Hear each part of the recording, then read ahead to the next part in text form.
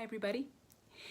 If you know me well, I hope that you are sitting down to listen to this midweek message because what I'm about to tell you might be a little bit shocking to some of you.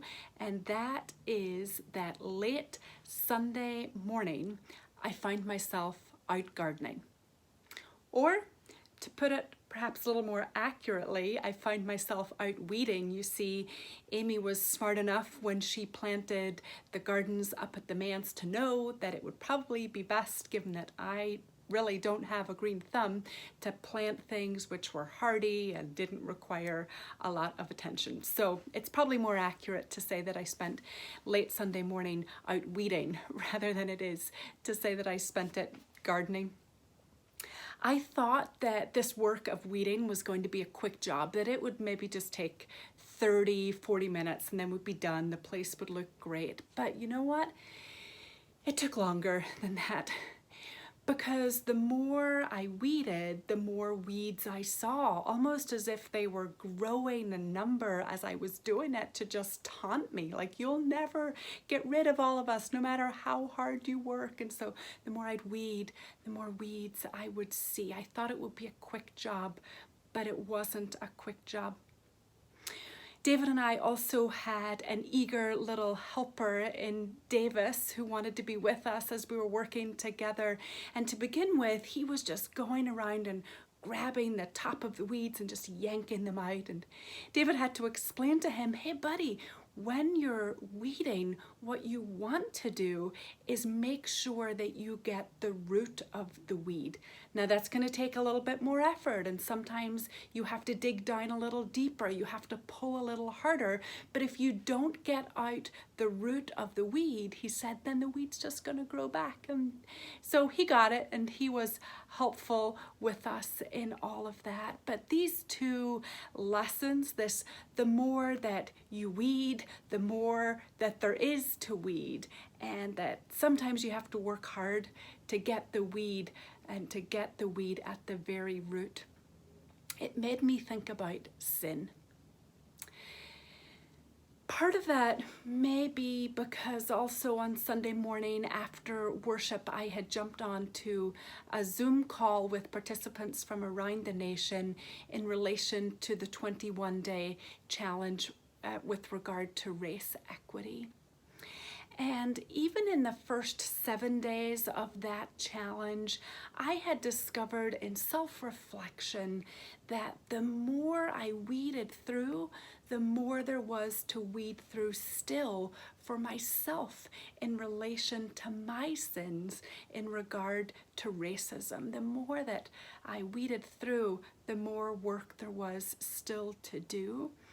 And it struck me in those first 7 days that maybe it was not going to be as easy as I first anticipated to really do the necessary work, because you have to dig down deep. You've got to pull a little harder. You've got to work a little more. Maybe for some of you who are taking the 21-day challenge, you can relate to those two things. But whether you're taking the 21-day challenge or not, let's talk a little bit about sin, because isn't that true for ourselves, whether we are talking about the sin of racism or some other sin that comes to our mind, that the more work we do, the more there is to do, and sometimes it's hard work and we have to dig down deep.